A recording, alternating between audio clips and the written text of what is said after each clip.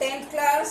अब मैं आती हूँ ऊर्जा के स्रोत पार्ट 2 पर, और हम अब करेंगे जल विद्युत संयंत्र यानी हाइड्रो पावर प्लांट। वो पावर प्लांट्स, वो विद्युत संयंत्र जहाँ पानी का उपयोग बिजली बनाने के लिए करा जाता है, उन्हें जल विद्युत संयंत्र कहते हैं। इसके लिए हम नदियों के पानी का प्रयोग करते हैं, और उस पानी को प्रयोग में लाने के लिए हम डैम्स या बांध बनाते हैं। भाखड़ा नागर डैम का नाम आपने अवश्य सुना होगा। इन हाइड्रो पावर प्लांट्स में जल विद्युत संयंत्र में पानी को एक जगह स्टोर करा जाता है। अपनी स्थिति के कारण उस पानी में स्थितिज ऊर्जा आ जाती है। इस पानी को ऊपर से नीचे तेज स्पीड से गिराया जाता है। स्थितिज ऊर्जा गतिज ऊर्जा में बदल जाती है। यह गतिज ऊर्जा का प्रयोग टरबाइन्स को चलाने के लिए करा जाता है, तथा टरबाइन से जेनरेटर चलता है, जिससे विद्युत ऊर्जा पैदा होती है। जल विद्युत संयंत्र और हाइड्रो पावर स्टेशन में एनर्जी कन्वर्जन, विद्युत का रूपांतर होता है स्थितिज, गतिज, यांत्रिक एंड विद्युत ऊर्जा। Potential energy, kinetic energy, mechanical energy and electrical energy. इन जल विद्युत संयंत्र के यानी कि बांध बनाने के कुछ हानिकारक पॉइंट्स या कुछ नेगेटिव पॉइंट्स भी हैं। नंबर 1, बांध को हर जगह नहीं बनाया जा सकता। बहुत सीमित स्थान ऐसे हैं जहां बांध का प्रयोग एक लाभकारी ढंग से करा जा सकता है।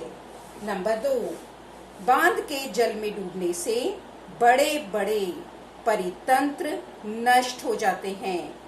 जो पेड़ पौधे तथा वनस्पति जल में डूब जाते हैं, वे अनेरोबिक, अवायवीय मीन्स वायु का ना होना, वे अवायवीय परिस्थितियों में सड़ने लगते हैं तथा विघटित होकर बहुत ज्यादा मीथेन गैस पैदा करते हैं, जो एक ग्रीन हाउस गैस है, मीन्स हमारे वातावरण में गर्मी पैदा करती है। बांधों के निर्माण से बहुत सारे लोगों को विस्थापित करना पड़ता है, मीन्स वहां से हटाना पड़ता है, और उन लोगों के पुनर्वास मीन्स उन्हें दोबारा से कहीं सेटल करना एक बहुत बड़ी समस्या है।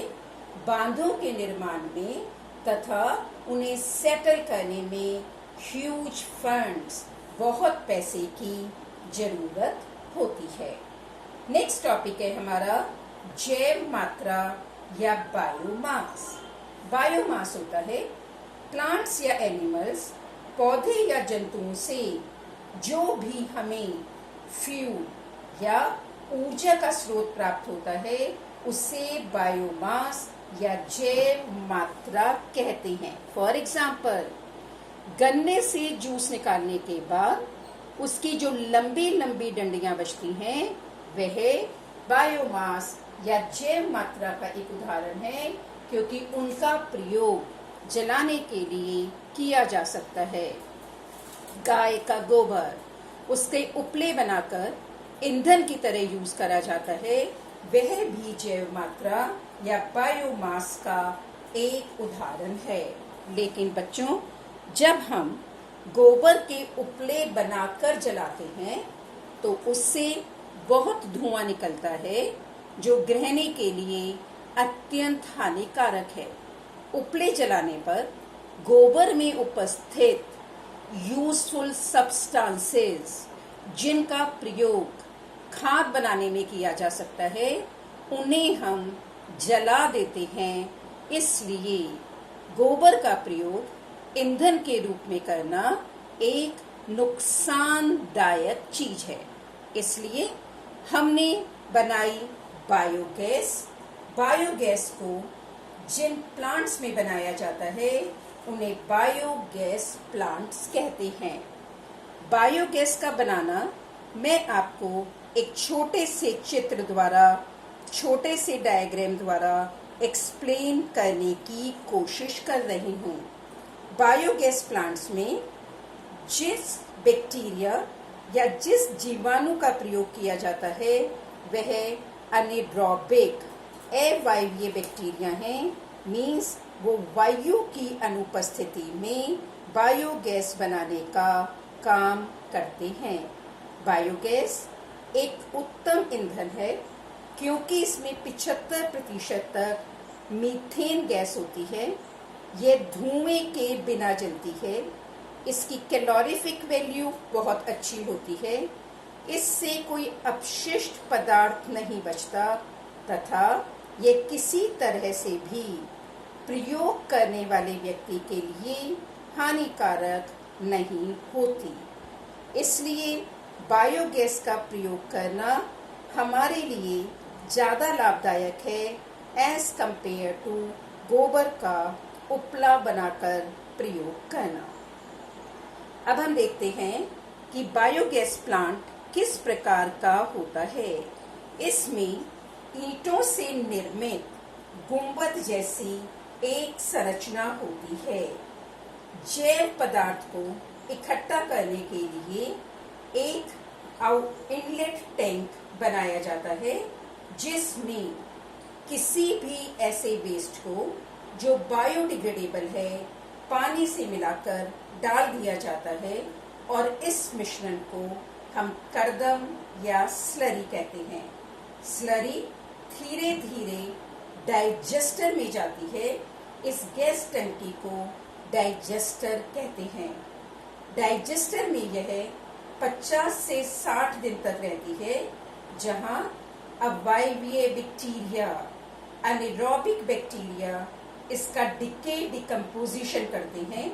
इन एनेरोबिक बैक्टीरिया को वायु की आवश्यकता नहीं होती तथा जो वेस्ट यहाँ इकट्ठा हुआ था उसके एनेरोबिक डिकम्पोजिशन, अवायवीय डिकम्पोजिशन से बायोगैस बनती है जो ऊपर की तरफ जाती है और यहाँ से बाहर निकाल ली जाती है।